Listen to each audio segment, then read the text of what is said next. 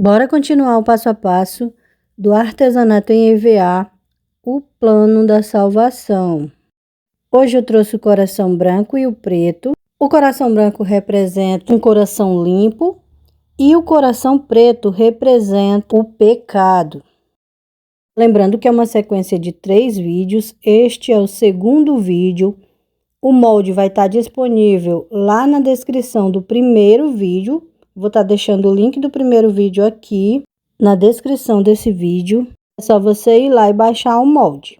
Se tiver qualquer dúvida, pode estar deixando aí nos comentários, que eu vou estar respondendo. Se não conseguir baixar o molde, pode estar me chamando. Algumas pessoas não conseguem baixar o molde por conta da configuração do celular. Se não conseguir baixar o molde, pode estar me chamando lá no verdinho que eu te envio o molde. E bora pro vídeo.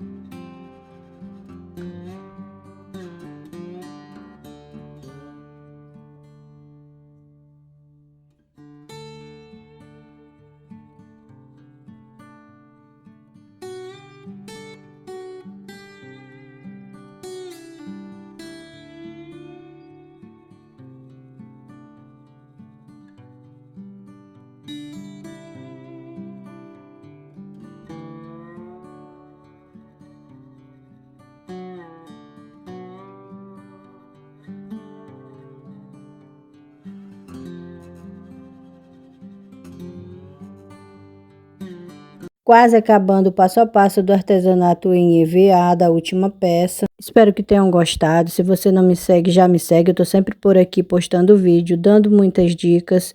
Tem uma playlist aí com o nome Moldes Grátis. É só você ir lá, baixar o molde. Os moldes vão estar na descrição do vídeo. E até o próximo vídeo.